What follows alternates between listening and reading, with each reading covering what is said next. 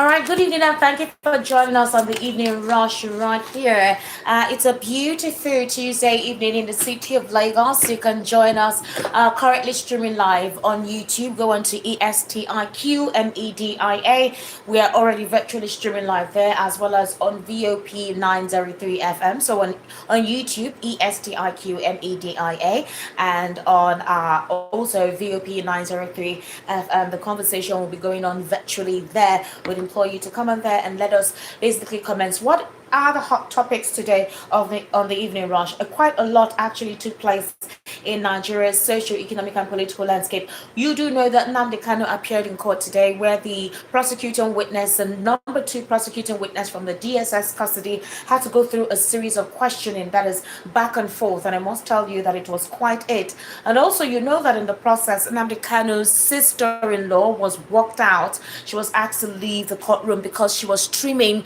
the content of the procession on her social media platform, and it's not meant to be streamed there. There should be no form of telephone recording or whatever there, aside from the journalists who were there to cover the case. Obviously they'll give us their own reports, a compiled report of what transpired at the court, which is what we're going to be talking about today on the evening rush. We also know that in the House of Representatives today there was chaos because some of the House of Rep members are talking about the sporadic increase in insecurity affecting their communities. In fact, it was a heartfelt one because they had to give instances of what transpired in their various communities, and that Boko Haram was using weaponized drones.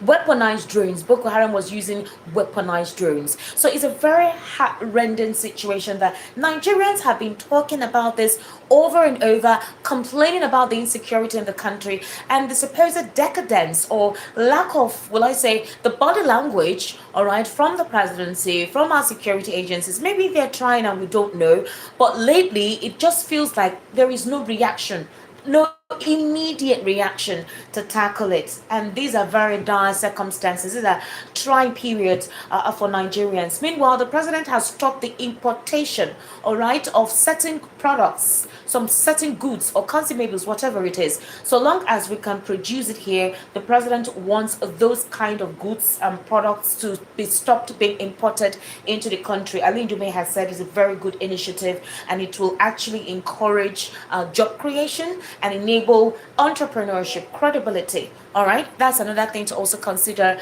or rather that we'll be looking into today in the course of the conversation. And I must tell you the truth that while Nigerians are going through this phase, a report came out today that Nigeria is marked number two in Africa of malnourished children.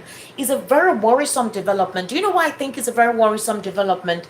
Because I know the amount of money being donated by the World Bank Organization, all right, by the International Monetary Fund, in women empowerment, in food alleviation programs, in education. In fact, some of them are consigned into the Renewed Hope Initiative. So how come a report is coming, giving us statistics of malnourished children, Nigeria superseding Sudan, war-torn Sudan? That was heart-rending. That was heartbreaking.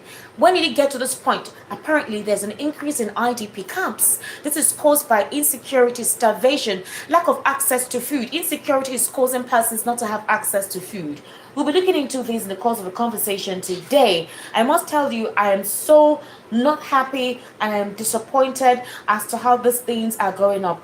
And it is important for a situation as soon as possible to be done to curtail the effect of all this. Another thing we will look into as well is concerning the crisis in the Labour Party. So Daniel Obwala came to tell us that Peter Obi's media ally or media aide is in talks with the All Progressives Congress. Daniel Obwala also said that if Peter Obi considers the vice presidential role, that it will ruin his political career, and all of the obedience who are showing him support will definitely leave him. Like I said, in all of this, Peter Obi has been very, very quiet. Now, Valentine Ozigbo too has come out to say the same thing. He's saying that he's faulting Peter Obi for the crisis in the Labour Party. I'm wondering why that is. He's saying that while he left the Labour Party was not necessarily because of Peter Obi or anything, but because of the situation within the Labour Party, and that he and Peter Obi actually have different priorities in their political career. For example, he stated that he and Peter Obi has a civilized relationship. They maintained a civilized relationship. That Obi is focused on a different political goal, and he is also focused on a different political goal. I want you to recall that this is Peter Obi's close, very close person. So they understand each other politically. And I don't know the kind of secrets he had divulged to the APC about somebody who used to be his friend. Some people will say, now you're brought, now let me not say some certain things. Well, according to him, he said Peter Obi is a Labour Party having his competition around coalition. This is not the first time he's making this statement. Peter Obi has come out to tell us that he's not in any coalition. He's not in any talk on it. And if there's any coalition coming up, that coalition must make sure it focuses. Listen again. That coalition must make sure it focuses on people and not on themselves. So any coalition or any political party that does not have the interest of the people, he is not going to be part of it.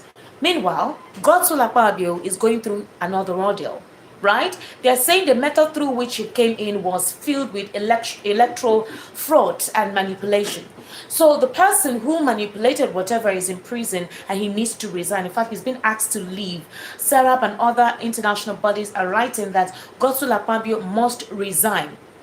That it is a terrible note for him to remain as the Senate president, considering how he emerged as the Senate president. We'll be looking into that as well. But it's a lot to consider, though, with what is currently ongoing. Also, considering the fact that the electoral situation in Nigeria, the elections in Nigeria, so far, and the conversation surrounding the electoral guidelines. Nigerians are asking for a reformation and a reformatting of our electoral guidelines, and stakeholders are expressing concerns over eroding electoral integrity. For the stakeholders, they're expressing this concern, especially on Tuesday. They mentioned that certain anomalies have taken the, the front stage on our electoral integrity. For example, the executive director of the center, Monday Osasa, said that with approximately 133 million Nigerians experiencing multidimensional poverty, the country is facing significant development challenges, and that this could pose a risk during elections whereby this poverty is weaponized, persons are induced to sell their vote. So how do you determine electoral integrity if there are underhand situations that are not properly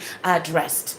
Now, also in court as well, there were talks about the setting up of Radio Biafra and the fact that that particular radio station was unlicensed because the DSS that was brought in today to testify made a couple of statements which narrated the entire event on, for example, how the Radio Biafra came about, and then the Kanu statements on Radio Biafra saying that the operation of the radio was illegal. That's one. Two, that through the broadcast, Nnamdi Kanu made insightful statements, attacks on public institutions, police stations, and even certain buildings. Now, if you remember that in 2015, they had told us how they were able to get some equipment from him where they caught him at a hotel. They mentioned transmitters, laptops, audio recording devices, phones, 30 gigabyte modems, about 3 of them, on many devices, however. But the question that we were asking was, how come a radio station was operating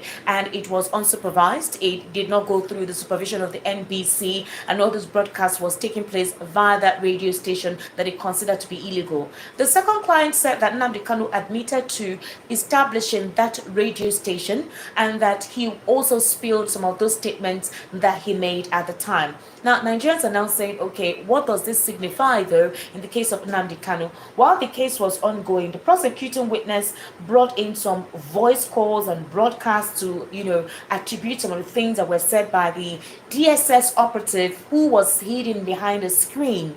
Now, this DSS operative was one telling, the prosecuting counsel what was observed and some of the things that was said during the interrogation. Now, in the process, a particular letter was brought out. For example, the one of the court processes said that the prosecuting lawyer, Adegboyega Awomolo, presented a compact disc containing the video recording of the session. The recording session of Nnamdi Kanu's interview within the DSS custody where some of those things were said. And it was identified as BBB.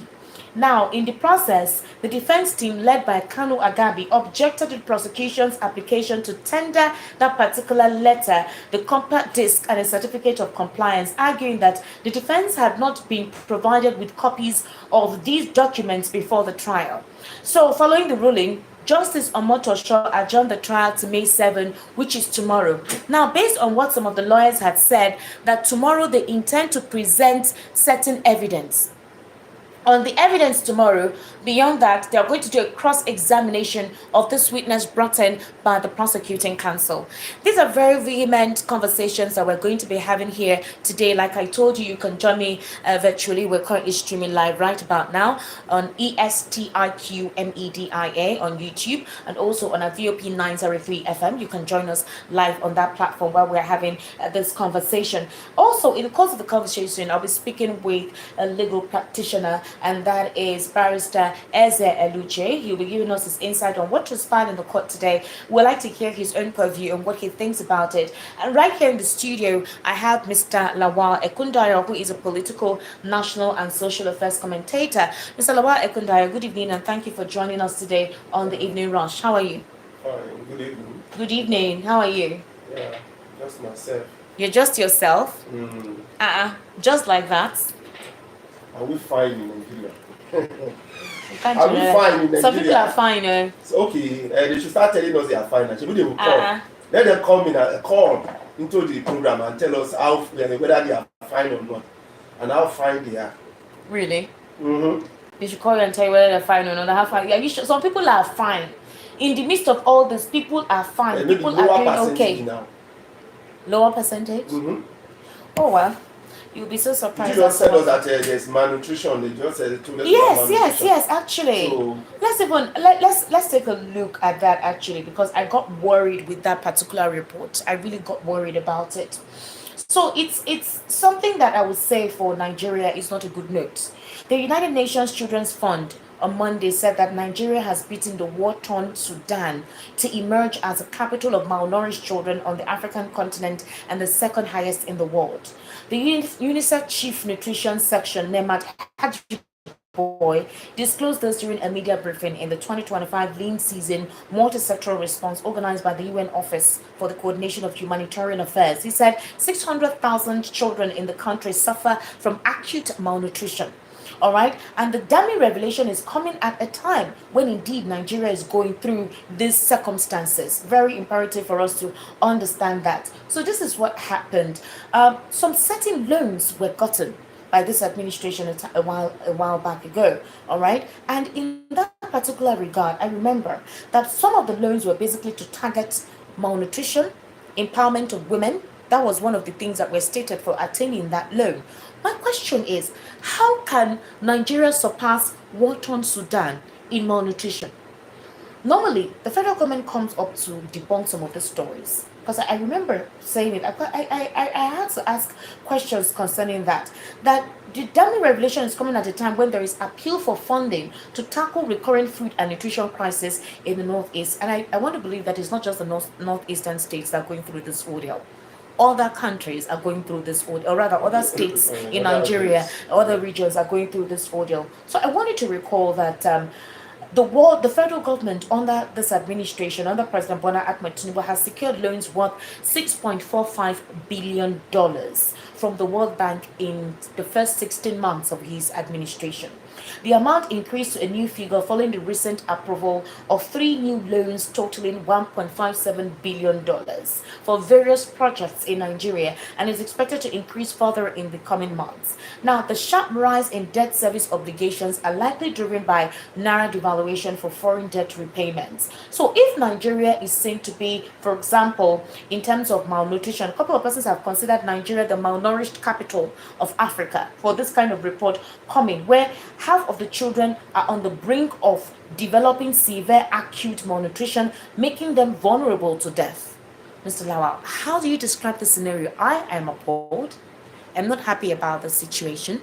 It is not something that Nigeria should be noted for at this point in time in her democratic dispensation, where you even have a war-torn Sudan country seem to be better than Nigerian malnutrition. How did we get here?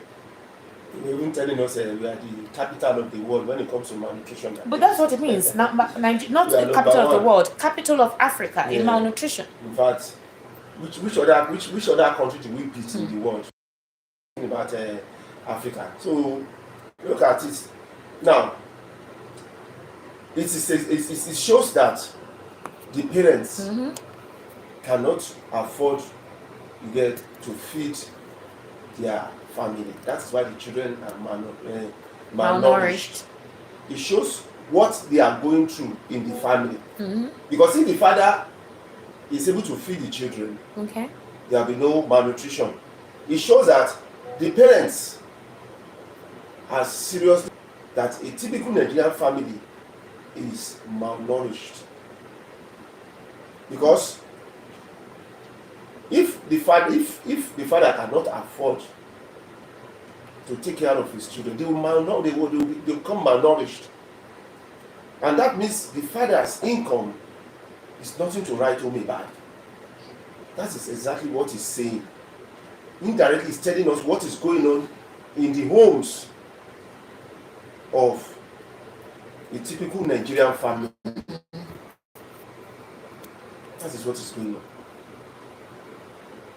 And then we hear so many, I don't understand.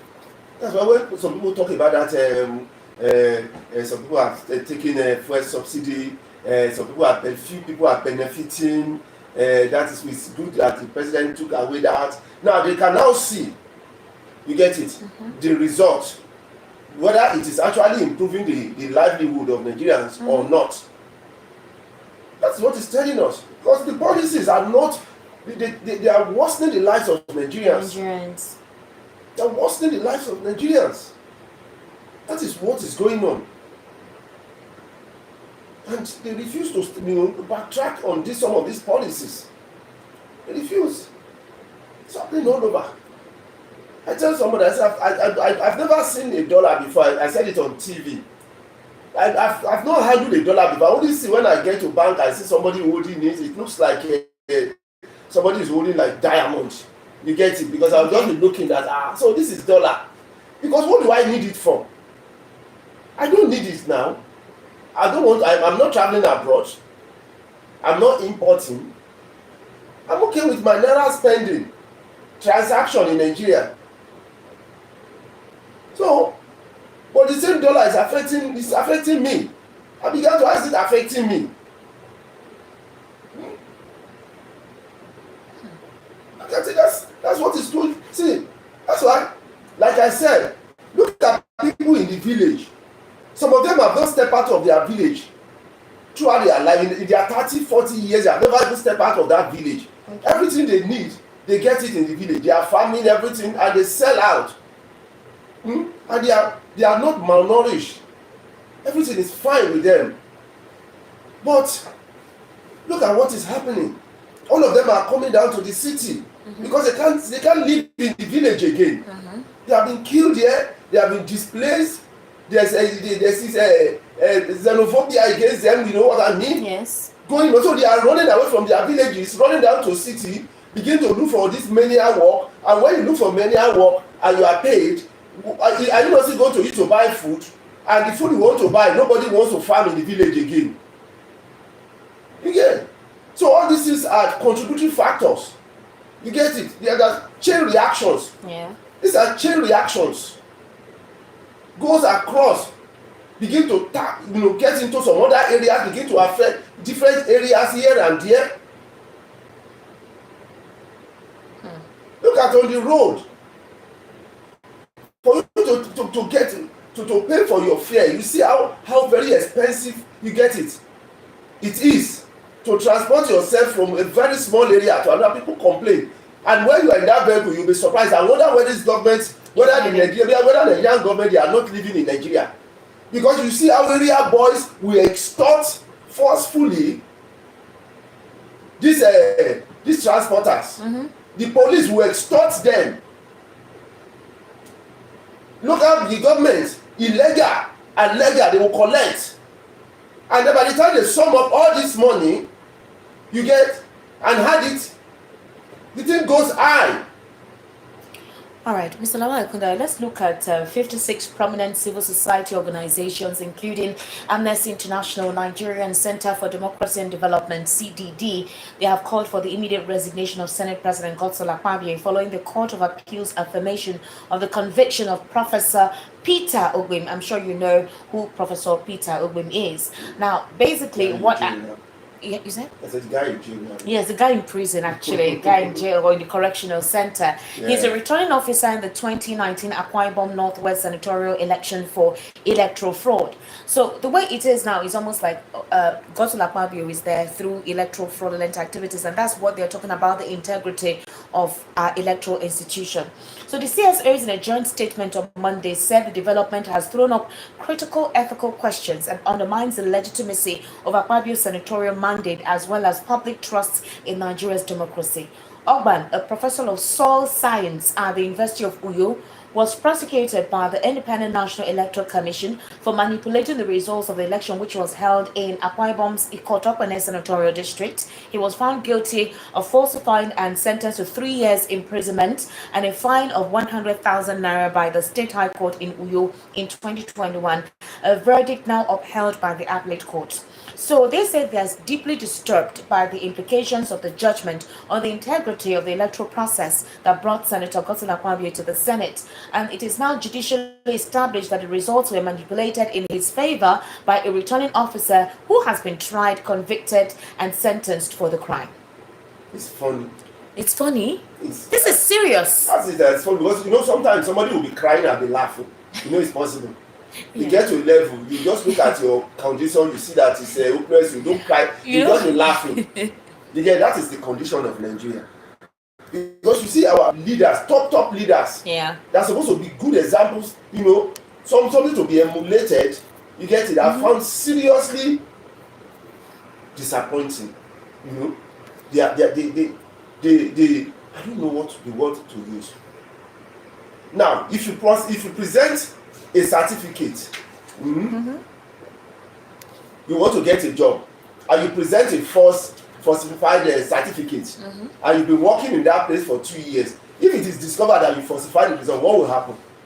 If it is discovered that that person falsified the result, what will happen? Is it not to terminate the appointment of that person?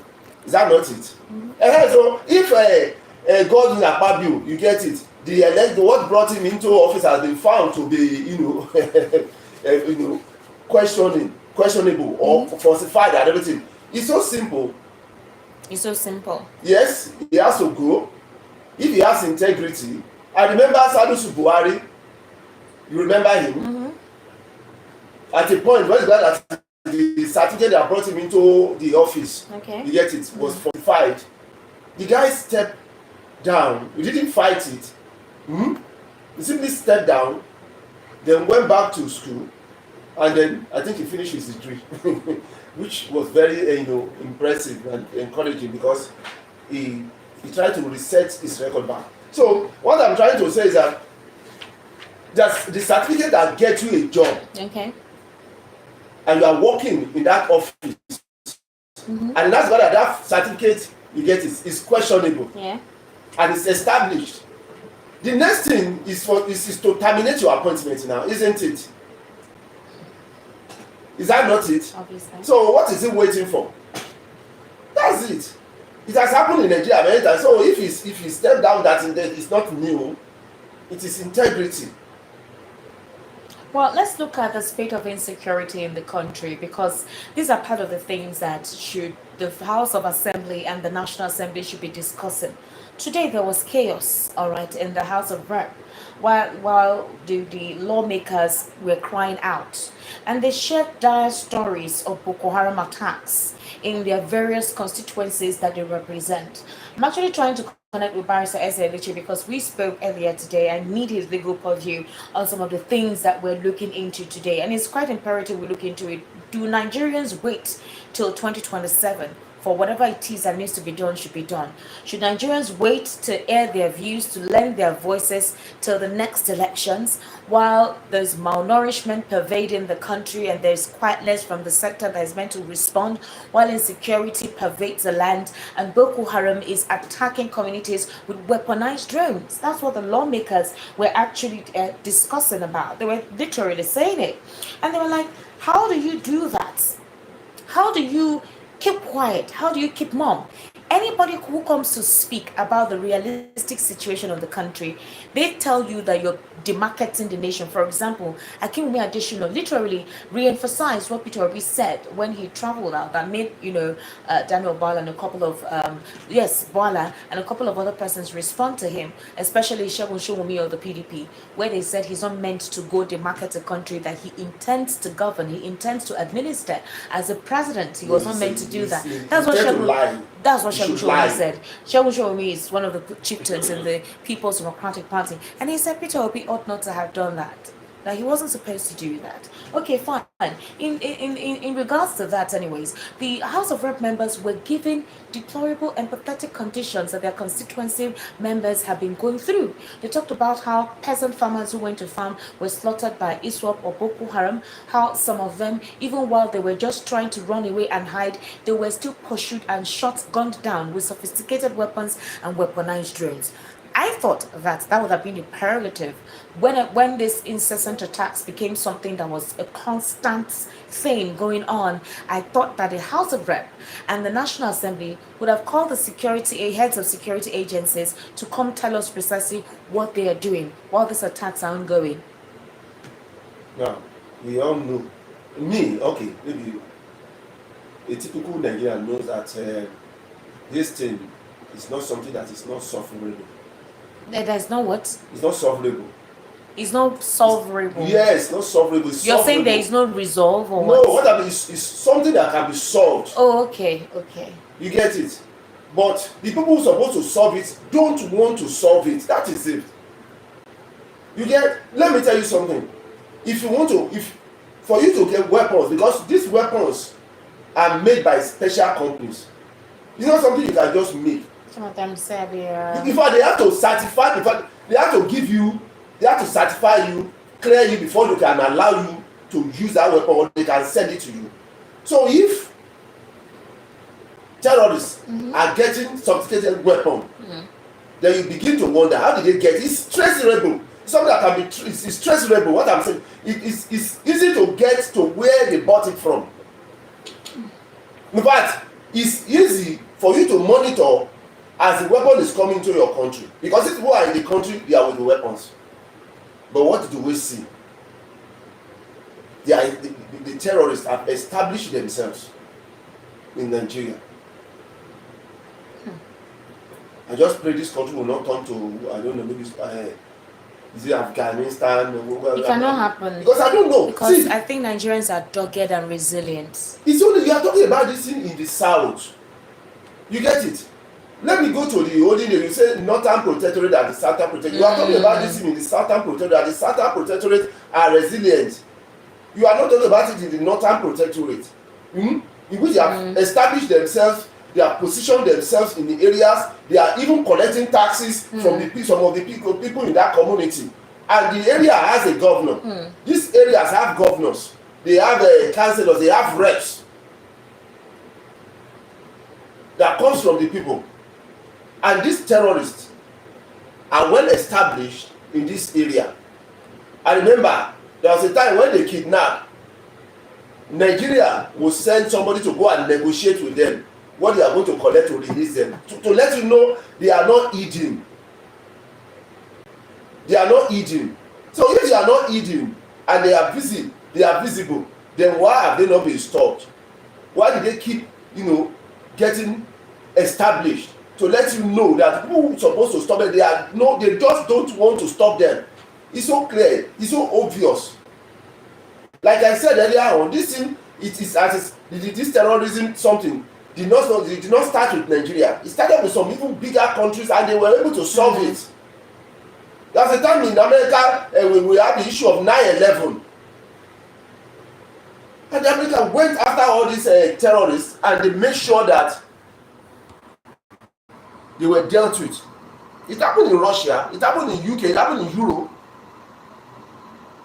Mention them. And we were able to stop all these things because they were serious. These are leaders that are concerned about their people. These are leaders that come from people and they are concerned. That's why some people are saying that democracy is not it doesn't work with Africa. I just laugh at them and I shake my head.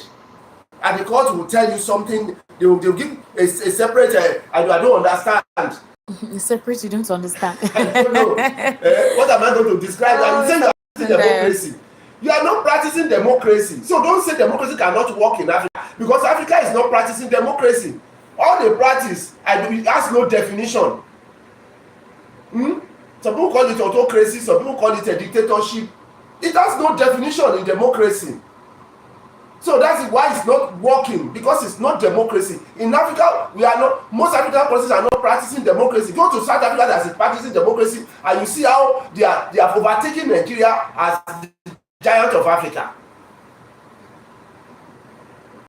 Look at Liberia. Liberia before, it was a one-ton area. You get it? When their democracy was stabilized and they practiced through democracy, do you hear anything like any fighting in that country again? They are coming up. They are growing. They are coming up. So many other countries like that. They are fine-tuned and they are practicing their democracy and it's working. But many of the other African countries, they are not practicing through democracy. That's why democracy is not working. I'm so saying that democracy it can't work in Africa. And that's what we are realizing. Now in Nigeria, we say government of the people, for the people, and the people who elected you are dying. And they are protesting while you are busy drinking and eating. It's actually terrible because today the House of Rep member is not it at all, or possibly it is you're misconstruing or misleading, or you're trying to incite the public. That's basically how they react. Whenever you try to say things as let the president travel down to Benue State. Anytime there's killing like this, you should travel down and see how it happened. I saw a video in which some were beheaded and thrown into the well. True. So the moment like the one that just happened, travel to that now. You get it. Travel. Move your entourage to that place. Go and see yourself whether it is true or not. Go to Kwara. Go to where it happened. Go to where the moment it happened. Go to Borno. Go there and see whether it is true or not. Go to the internally displaced people in your own state. You are internally displaced. In your own local, you are internally displaced in your own state. Yes, in your own state, you are internally displaced. They even set up a camp for you in your own state where you are internally. In fact, I'm hearing all this. I don't even understand. And all these people talking, and they should know whatever. Have they traveled to those areas?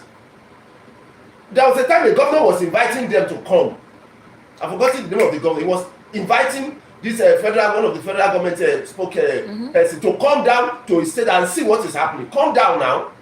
They'll sit down in Abuja. They'll sit down in France, and they'll be typing on their X this thing and be sending what they don't know. Somebody is feeling pain. You are saying that he should not cry. Why is he crying? Because he's crying is disgracing the family. Somebody that is feeling pain, no. You are saying because he's crying, he's making the family look bad. You should not cry. You should just keep quiet and be smiling while he's suffering.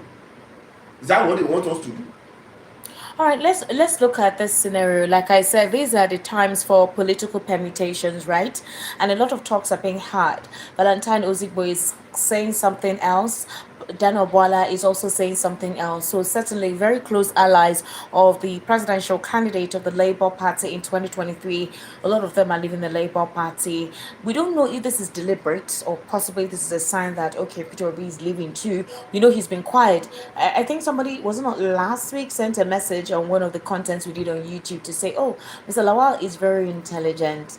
Thank you for not divulging some secrets or something like that Peter Obi is working under the radar, and we're not supposed to spill some secrets. And I'm like, okay, what are you even talking about?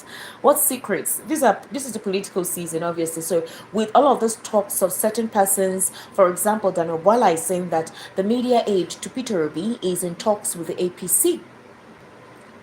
I mean, that the media aid with Peter Obi in talks to ABC, one of the strong leaders of the obedient movement, has left the Labour Party but has not gone to any political party, which is what is bringing the permutation. And we've seen not just coalition but a different political party emerge. And then Abel announced that, you know what, if it is possible, that he would advise that Peter Obi not run as a vice president to anybody, that it will definitely, he would lose his followers. Nobody will be attached to him. In fact, he said if Peter Obi declares that he's not running, that you will see that his supporters will leave him. Okay. So we don't know if this is a psychological battle to discourage Peter Obi, because some people are saying, you know what, Peter, you need to have that political alignment. You need to be smart. If the way it has to be is you being the vice. Some people said no, Peter Obi should not be the vice to anybody if he became third as a sole candidate in 2023. But if all of that happens, it means that in 2027, the APC would win. See, and I want you to know that all the lawmakers in Delta states from PDP have defected to the APC. All the House of Rep members from PDP in Delta State have defected to APC.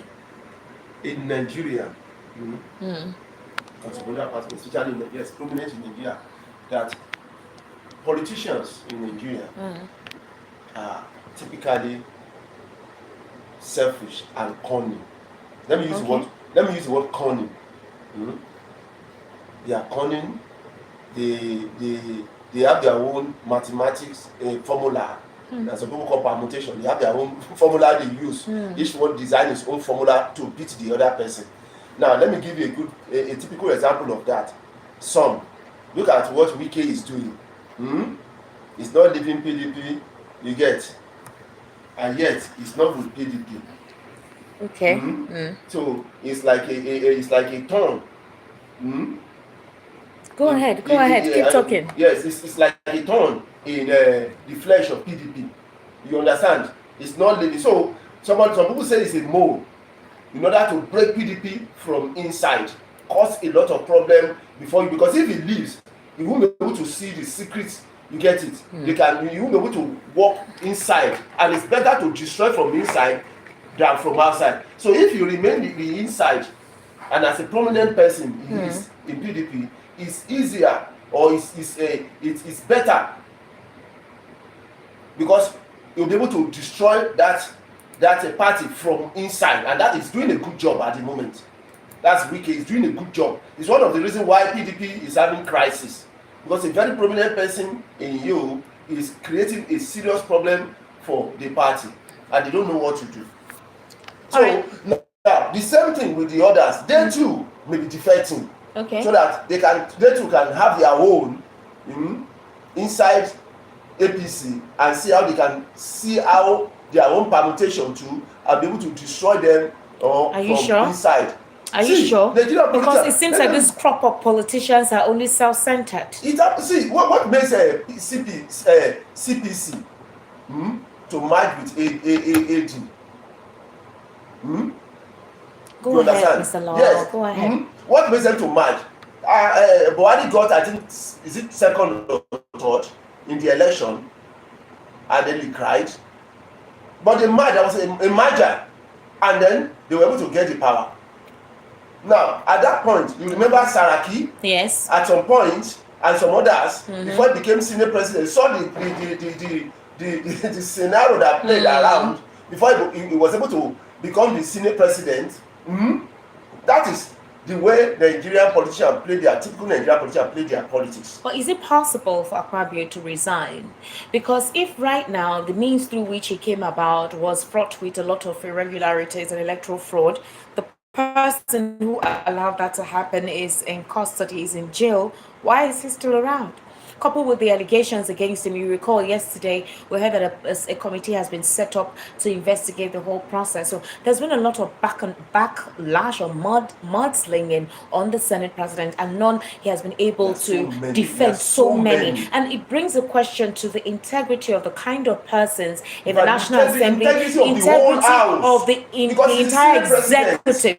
It's not even just the House, even the executive, which is because the president, I remember before the state of emergency was declared, when the whole Natasha incident was still fresh, the president still showed support to Senate President Godswill Akpabio. He said Akpabio is a good man and that he's doing a good job, and that the House gave him a vote of confidence twice over sexual harassment, over that sexual harassment indictment. And it's so funny that the vice president is chairing a panel which has the national security advisor, which also has the attorney general of the federation, to investigate the matter that the National Assembly Code of Ethics Committee refused to look into. And that was when AKPABIO stepped down from that panel, had to step away. So if that was the right thing to be done, you mean the Code of Ethics Committee in the National Assembly did not know what their duty was because of political pandering and affiliation and what political profiteering? So the president knew that this thing was quite important to look into, although we don't know if any outcome will come out from that investigation, because sometimes we hear that a committee has been set up, but we don't get an update afterwards. It's terrible.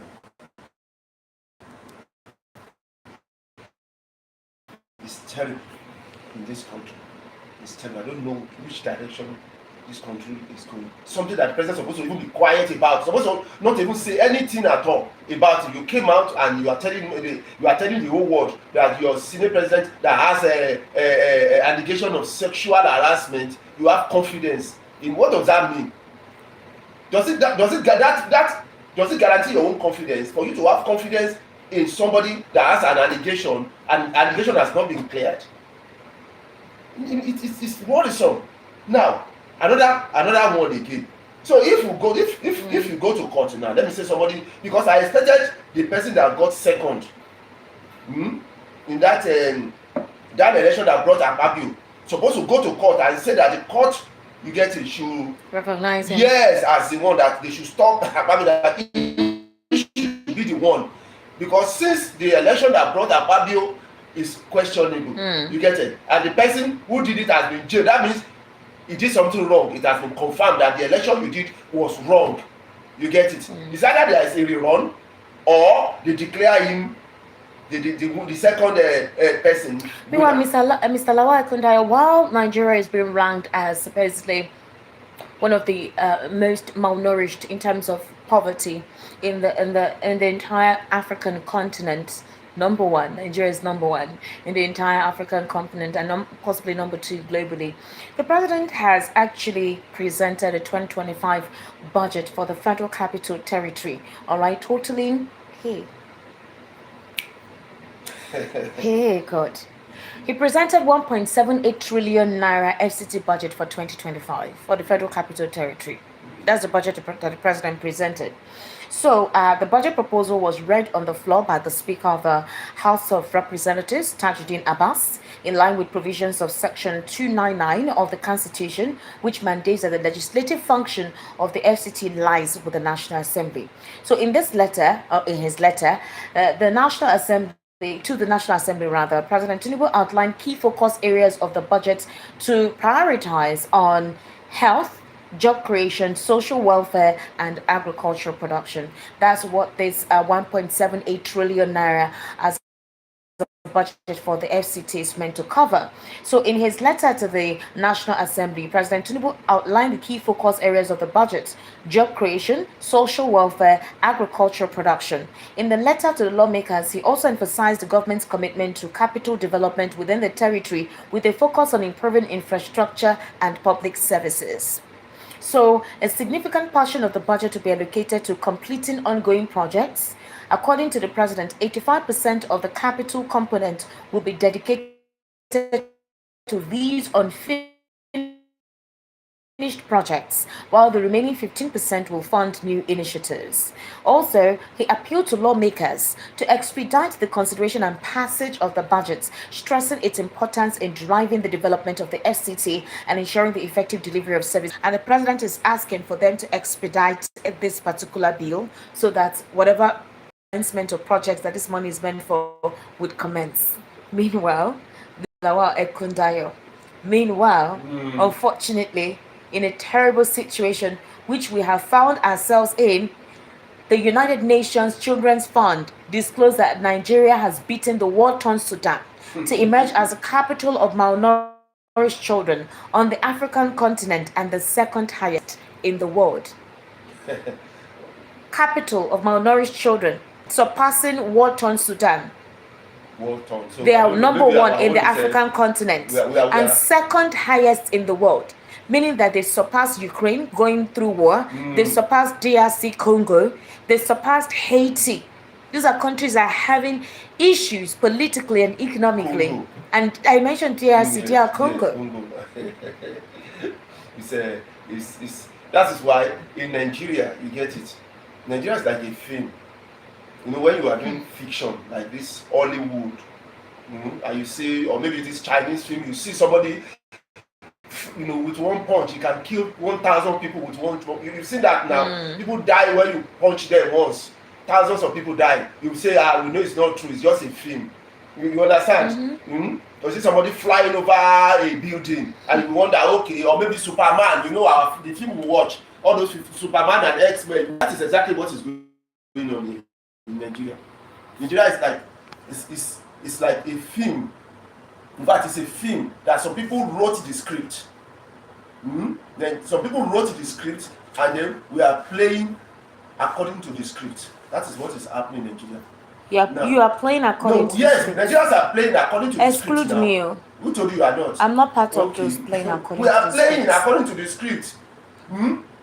Alright, ladies and gentlemen, we're streaming live on YouTube. You can go on to ESTIQMEDIA. At the moment, we're having some network situations with at VOP 903 FM, but you can have your alternative to be part of the conversation virtually. So we're streaming on Stick Media, ESTIQMEDIA. I know a lot of you have been asking questions, what's going on. While they're trying to rectify it, you can join ESTIQMEDIA, and would like to hear what you have to say concerning the hot topics this evening on the fact that Nigeria is a malnourished capital of Africa, based on what the United Nations Children's Fund released on Monday, surpassing war-torn Sudan. That's not the only scenario as well. We talked about the situation with Nnamdi Kanu's appearance in court, where the DSS operative who was being interrogated by the prosecuting counsel, stating that Nnamdi Kanu admitted to possibly running, or rather being in charge of an illegal radio station, and a lot was actually mentioned in that particular report. So in the radio station, according to this particular witness, he's identified behind a screen provided by the court for his protection. He explained that Kanu acknowledged his involvement in operating the illegal radio Biafra, which broadcast on frequencies 102.1 FM and 88.0 FM without the necessary license from the National Broadcasting Commission, and that they admitted the voice in the broadcast, which included calls for attacks on police officers, that were indeed his own. They said the voice in the broadcasts were indeed Nnamdi Kanu's own. He referenced a recording of the defendant's incitement during a broadcast. He also pointed out that Kanu wanted the secession of the 5 southeast states, part of Kogi and Benue states, from Nigeria. So we also mentioned the fact that Nnamdi Kanu's sister-in-law was walked out to the court today because she was streaming the court procession live on her social media platform. However, she apologized to the judge sitting presiding over the case, that's Justice James Omotosho, and she was banned from coming into the court for the next trial sessions, maybe 3 or 4 more trial sessions that will continue for Nnamdi Kanu. Meanwhile, his case will continue tomorrow in court. Remember that this case needs to be accelerated and be done with, being the fact that he has been kept in detention for so long without bail. So that's one thing that we also looked into. Meanwhile, there was chaos in the House of Representatives because of the spate of insecurity in the country. Lawmakers were giving statements, sympathetic statements on the incidents that had transpired within their constituencies where their people were attacked by ISWAP and Boko Haram with weaponized drones. And the question is, it took this chaotic session to take place before this conversation will be had, that the House of Assembly had to close down the session and called for a national security summit. That's something they moved to convene a national summit. I don't know what this national summit intends to look into, but because of the endless insecurity rocking states across the country, the Nigerian Senate adopted a motion to convoke a 2-day security summit to provide solution to the challenges. And the sponsor of the motion was Senator Jimoh Olorinsho Ibrahim, representing Ondo South Senatorial District. In the motion, he attributed insecurity to the global security challenges involving Russia and Ukraine. That's how to do it. Oh my God. Wow.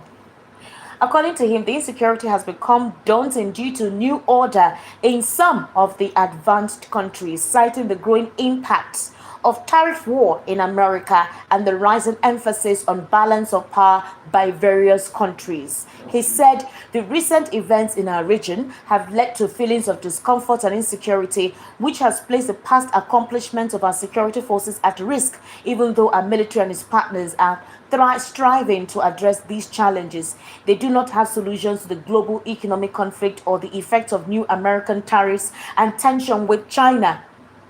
What has that got to do with Nigeria, for my God's sake? As a result, insecurity across Nigeria has become pervasive, impacting both urban and rural areas, where banditry, ransom kidnappings, and terrorism were pressing issues across the country, as well as other violent crimes. So according to him, the insecurity to the global security challenges involving Russia and Ukraine and the tariff war imposed is what is causing the insecurity in this country.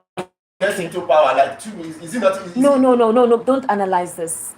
Sometimes I don't understand if they think that Nigerians are intellectually dumb, intellectually vacant, that they will spill narratives like this without any data. This is appalling. Oh my God. So you're convoking a 2-day national summit to discuss how you can address insecurity in your country when you know what is going on. You saw what happened in Plateau states. Communities, more than 60 communities, persons of those communities have been displaced. Communities have been renamed. You saw what happened lately in Kwara, that the chief of army staff said to his military operatives that they must rout out those elements as fast as possible. They should not allow any new Boko Haram group emerge again operating here in Kwara. How is that connected with the security and the fighting going on between Russia and Ukraine and the American tariff? God, it shows the caliber of leaders political leaders. This is bad. No, Mr. Lawal Ekundayo. How do you come up with this narrative? How do you come up with this as an excuse? So, in other words, it's not the fault. It's not our fault that your constituencies are going through this. But because of the challenges of war in Ukraine and Russia and the tariff war imposed by Americans on China, that's why we're going through this. How do you say this? It shows that this one you said, even my secondary school students will even do far better than this. In secondary, they will do far better than your people you call rep. I don't know who they are representing or how they got to power. Many of them don't. Most of them don't even campaign. Somebody just put them there. That's why when it comes to voting, you don't see their picture, their name. You only see party. You tell go and vote for party. That's what we vote for party. Mr. Ekundari, this is not funny. Talking this one here. This is not funny. Are we the only country in Africa? Senator Jimoh Olorinsho Ibrahim, representing Ondo South Senatorial Districts, is the one that attributed insecurity to the global security challenges involving Russia and Ukraine. And even use tariff. Can you imagine? Tariff and terrorism. maybe the word tarity, maybe because they both have TT. So that's why now. No, you can't. It's inconceivable. You cannot analyze this. How are you trying to comprehend this? I can't even comprehend it. I wish the press will invite him to come and talk on it. What is this? Just so that he can seriously explain what he meant. And then the national meeting or whatever they're going to have, God knows monies will be spent on feeding, relaxation in the process, and monies will be paid around for them to take their time to convert. Conference ceremony, whatever, this and that. And that's why I said it's a script. Nigeria, some people have written the script, you get it, and Nigerians are just playing along with you. The moment you don't play along that script, they will arrest you. Mr. Lawal, this is appalling. They will arrest you. This is not funny. That means by the time they convene that meeting, they'll be talking something different. Mr. Lawal, this is not funny. They'll be talking something totally different from reality. What is it? What kind of tone are you setting? You literally just digressed completely. What has Ukraine and Russian war got to do with ISWAP Boko Haram? They said that they have the Nigerian soldiers in that region. They killed some of them off in a brutal manner. And said it's because of tariff. And you're saying that on the tariff, American trade tariff war. It shows it, in fact. Okay, it's time for us to take your reactions. I really don't know how to react. I don't even know what to say right now, because sometimes I'm like, how did we get ourselves into this situation? How did we get here? It's a joke. How did we get here? Backward. Hey. And it's so you know. 080-3692-9933. 080-3692-9933. The WhatsApp number is 0817-175-6338. We're streaming on ESTIQ MEDIA on YouTube. ESTIQ MEDIA on YouTube. Good evening. How are you? Hi. Hi. Good evening. How are you? I'm fine. Thank you for joining us today. What's your name and location, please? Remy from Akoka. Remy, please go ahead. Yeah. Greetings to your guest. Yeah, Mr. Lawal Kandaya. Good evening, sir. Good evening. You're welcome, sir. Your last statement, Esther, you said, how did we get here? We celebrated mediocrity for so long. So what do we expect? And what were you guys expecting? We're in this country when different political office holders told us that the reason we are facing insurgency is because of our sins. Governors, lawmakers have said that over time, ascribing insurgency to our sins. They begin to wonder, a country like Germany that had historical records, yet they have the best economy. First and Second World War. So if it is generational cause, Germany should be languishing in pain, in poverty. Same as other countries like that. But they have the best economy. China. So it is not by that. Japan. Japan, thank you.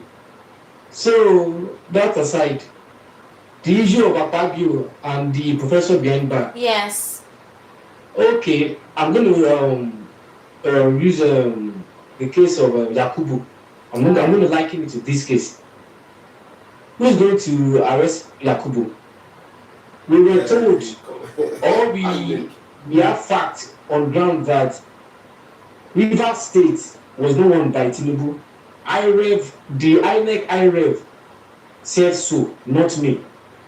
And INEC has not come out to debunk that. When the likes of BBC, Sarah, Yaga Africa made reference to that IREV record shows that Labour Party won Rivers State, but Yakubu declared Tinubu to be the winner. So who's going to arrest Yakubu for declaring someone else to be the winner of the state? I'm asking you, because you're talking about the professor behind bar. How about Yakubu? How about Tinubu? Who's going to tell him to step down? Because he was declared to be a winner of the state, he never won. These are facts, not opinion. You only won 12 states, but this man added one for him. So who's going to arrest Yakubu? I'm asking Oresta. Who's going to arrest Yakubu? Presently, Ahmed Dawa too is working freely.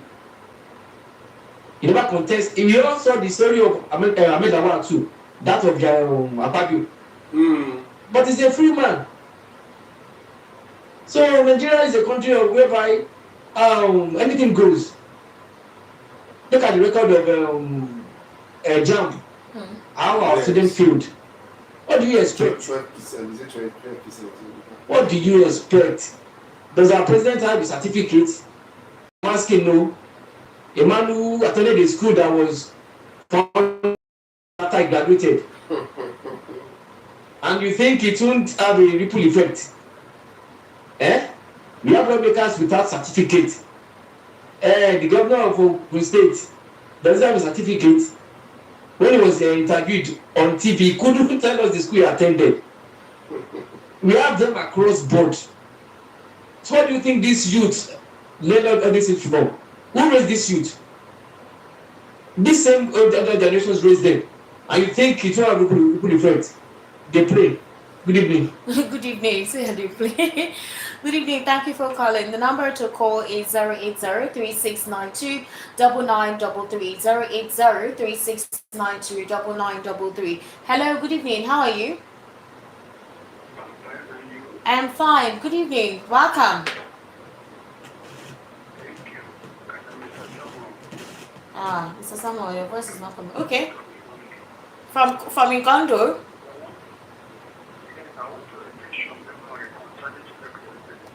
Concerning what?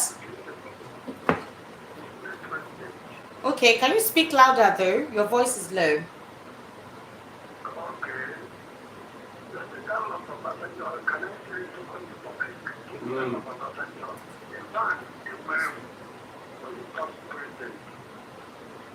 And because of the balls, them, but they compete according to them. They want to beat. Next, it's not here. That project will start to get according to what people are saying. Do you know what I say? Yes, we can hear. And because you are the woman, people have today. God is actually a peace and a job.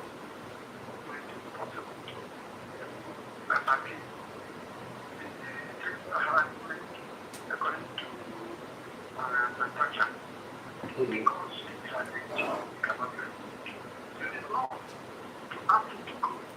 Because what I say is, some money is what that become whatever it becomes in a Bible, and not to be the president. I want to tell you about the technology. I want to show you my data. I want to understand.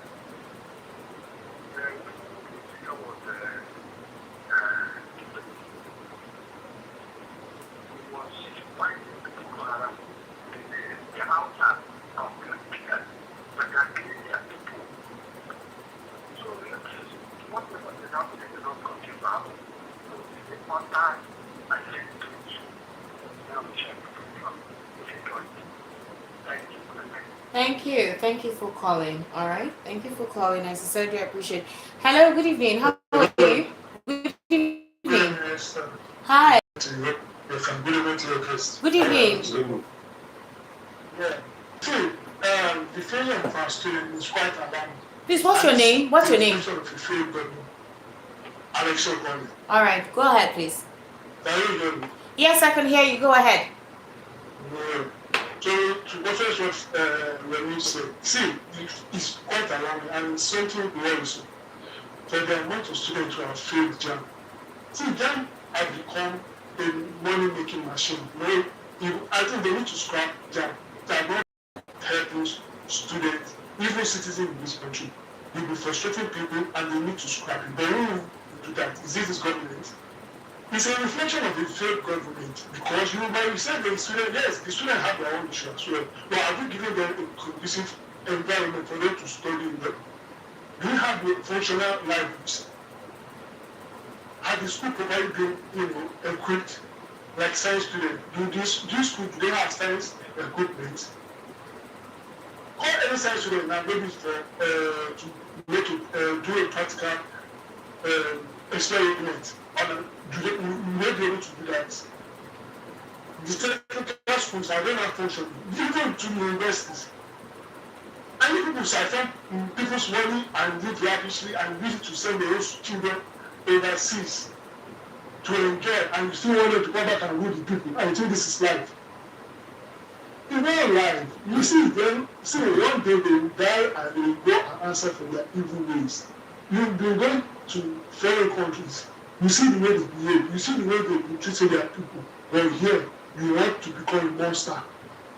You want to become gorilla, you want to do force, everything force, oppressing the people, and you think you are living a good life.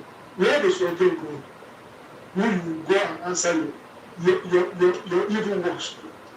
But when they continue, they refuse to turn. One day something else will change them for you. All right, thank And you. I know this any election, and yes, I'm not going to work with this case. Thank you. All right, thank you so much, Alexa. Thank you for calling. We appreciate your report. The number to call is 080-3692-9933. Hello, good evening. How are you? Hello, fine. Just calling from my yard. All right, Trix, please go ahead. Yeah, what else do you have to say while identifying all the topics and all the solution? Greetings to Daddy here. Mr. Lawal. Yes, and you too. Thank you. I'm very good in clothes. It is not smiling at all. I won't lie to you. And the only thing is, what I want to beg you have been trying so much, is that after all these our lamentations, what are the way out? I've not seen any light at the end of the tunnel. Don't worry, there's lights. Imagine what to be saying now, that he cannot do any collabo. And judging from the past history, they say when a man, somebody falls down. He did not say he's not having any collaboration. He said any collaboration must be people-centered, not some persons wanting to selfishly grasp power for themselves. That's what he has said. What I'm saying now is that it's a function of thinking, it's a judgment, it's an individual judgment. No, he's standing on principles. He's being principled. And he's saying that most coalition has always been about the politicians. It's all about being power. So any coalition that is not people-centered, he's not going to be part of it. I want among all the collabo that we have been hearing coming up, which one is people-centered? Mr. Lawal, you say he wants you to answer. By now, we don't have somebody to clamor after, and we are running out of time. This game is a game of time. Politics is a game of time. That's why they want the only party knows, and they started immediately they win the last election. The sensible politician will start preparing for another election, and we are almost half into another election year. You are telling people don't want Nigerians. You say it's a fight between Nigerians and the ruling party. The ruling party has these Nigerians inside, and even the Nigerians that are remaining, they don't know who to go after. This one is saying it's out from the track record, from the history. We know that without Collabo, you cannot make it. If Obi and Atiku had Collabo, they would have beaten this present government outcome. So what are we not talking about? It is not a rocket science. We all went to school. So, please explain that. Let us start knowing which way forward. Thank you very much. All right, we'll explain. I will explain. See, that coalition or merger is very key to saving of this country. Yes. It's very key. No doubt. Because yes, there's no doubt. Now, he is saying he wants something that is people-oriented. Yes, people-centered. People-centered. But that doesn't mean he can still not form the coalition. Even if he's going to be the vice president, and I will still, at a point, I will encourage him to take But it. Daniel Ogbala is saying he shouldn't take vice president. Then what? Then We will lose yes, everything. the supporters are also not in No, tune. not all the supporters. No, not all. some of this. Okay, well, Some majority people are of the ready supporters are ready to saying go with that him. he should not take the whole vice whatever Then thing. you have And nothing. that, okay, so the thing is this. For example, the question is the rotational presidency thing. Is it in the constitution? There was an arrangement by some political bigwigs in our polity that north you do 8 years and then power will come back to the south. Now the south depends. It could be southeast, southwest, south. Any president and any president can emerge from there. But obviously a vice will definitely come from any of the northeastern states. So not any of the northern states anyways. So as it stands now, Buhari has done his first 8 years. So somebody from the south is supposed to do 8 years, which means President Tinubu is supposed to do another 4-year term. But Nigerians are not happy, or some Nigerians are not happy with his administration. So if there's going to be another president, it's supposed to come from the south and not from the north, which means that if he has to even do with anything in balance, Atiku is not even supposed to be considered to run because the north has done like 8 years. So it has to come from the south. And the Southwest will not agree because they feel that based on the rotational agreements, the president allowed the North to do their own 2 terms. So the North should support him in doing his own 2 terms. So in other words, he could choose another vice president, or it could be Kashim Shettima, or it could be somebody from the south. Let's not even remove the southeast. So it's either Atiku, who would represent the north, and Peter Obi, who will represent the southeast. But we saw that ticket in 2019, it didn't fly. So what a lot of political stalwarts and analysts are saying is, who brought up this rotational presidency thing? Is it part of the constitution? So you're saying that it has to be based on some certain persons. It's a party thing. You know, it's like the arrangement that is outside the constitution. So you're saying it must be like this. You know, that's basically what they're actually talking about. Okay, so 0803692 half bread is better than none. 9933. Let's just take the half bread. Okay. Hello, good evening. How are you? Good evening, sir. How are you? Welcome. What's your name? Well done, sir. I like your name. Please go ahead.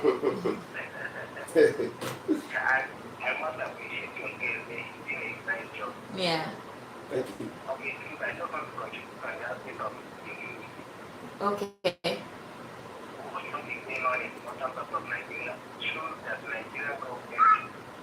Not have any way to fight the chicken to the if we ended at sympathizing with them, they have their own personality, and they're not. If you watch over them, very little thing that happens around Muslim. In Nigerian people, we come with an attract the village, arrest everybody that is arrested, put male and female youth, just because of one thing or the other. There's the chickens that are flying all over. I believe they don't have to find it. I have put a religious application or one or any other standard. If they want to do haram, this stuff and so on and so forth, they know what to do. I cannot say they know what to do. I just want to do it. If they want them to talk to me today, they will talk. The politicians, maybe because of the decision they're taking out of people because of the one government body provided. That is the fact I don't allow it to start. And it's coming down the south. Okay. And if there is not the independent, the fact that that's why they have their own agenda. Exactly. Because they have their own plans in Nigeria. Anybody that is anything to suffer from. Because when you want to what is going on, is that they have their agenda on that. They're coming on the issue of advantage. I believe that Nigerians, the highest politician, one especially in Nigeria, that has integrity. If that man has integrity enough, if he respects himself enough, it's not supposed to be there. But the system itself supposed to, as they are telling the man that really to that place, the man still has to resign automatically, nobody needs to tell. There's no integrity. There's no just scratch my back, I scratch my back, that's what he's doing on this. This president is going to he's not going to resign, and president is going to support him. That is the kind of mission we are living in. All right. I don't think that we have a mission with all these competitions that have. All right. Thank you. Thank you very much for calling. 08036929933. 08036929933. Hello, Remy. Are you back? Yes, I'm calling back. Okay. I want to counter this coalition statement I've been in over time. Okay. Yakubu all by himself declared Tinubu to be the winner, leaving the fact that Tinubu never won Rivers State. So are you telling me it is the coalition that will be in charge of INEC? I'm asking you, in the last election, Obi had no governor on his team. He had no lawmakers. Even the list council wasn't on his list, but he won 12 states, according to Yakubu, but 13 according to IREV. There's no coalition, no, for you to know that the power of winning an election is how the people. And INEC being the power should declare who won the election, which they didn't.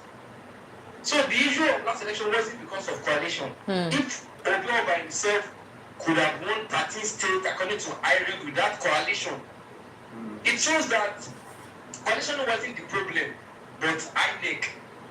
So how are we going to resolve that issue? In 2019, just as you said, it was the vice. Atiku was the presidential candidate. Yes. What was the outcome? So if you keep saying coalition, it's like we are ignoring the facts on the ground. The last election was so clear. Obi won 12 states according to Yakubu, but 13 according to IREG. So if Yakubu had followed the laid down rule, who knows? Going by the fact on the ground. So if you keep saying there should be a coalition, it should be this. Okay, the last election come. Was it? Are you telling me lost election because of coalition? The answer is no. Yakubu himself decided to declare who he chose to.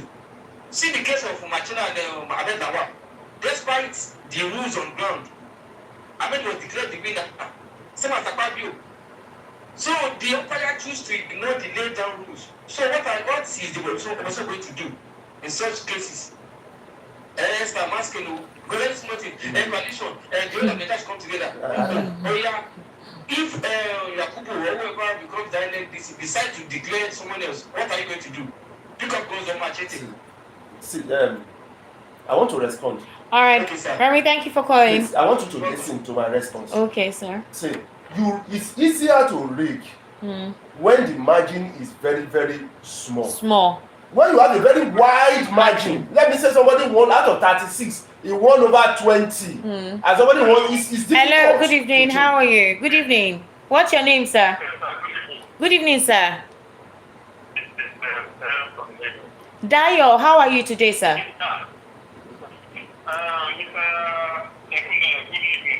Good evening, sir. I greet you. Now, I want to congratulate you because it seems you journalists are the one that is supporting this government now. How? Why are you generalizing? You are the one that is always doing more or less like you call it eye service, or you are trying to protect the image of this government. Why clearly that the foundation that brought this government into power is not credible. So, like I used to say, all that it does is not be credible, it won't work. So, it's very, very, when Nigerians were asking for the certificate of this government, it's not released it. When they want to release it, it blocks it, say that it will tarnish its image. So, that's where we You decided to cause irreparable damage. No, that's what he's saying. So, I see now, all this certificate issue and every other thing is now playing to the psychology of the children now. You can see what happens to JAMB now. Many children have failed. It's because they are putting the wrong square peg around school. You can see the wrong ministers of education that they are putting from Adamu that says he doesn't know about the education. The last one, Shakir,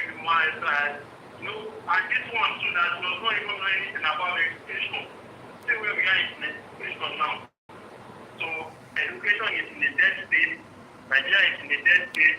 Look at you, we are in a gangster paradise. Everything, no security in Nigeria.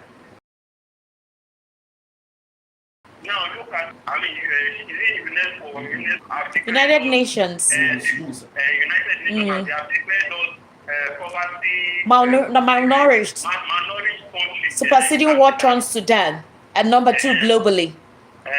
Number 2, you can see it now. So we have also the highest IDP in the world. We are now number 1 in Africa and then number 2 globally. So you can go on and on. So you can see, you can see more or less like a failed government from day one. When from there, the one when he said subsidy is gone, that he has, because of the wrong policy in place, now he has turned the people to beggars and are measuring in the midst of places. Many companies are shut down. This government came in, they said 7.2 million companies are shut down.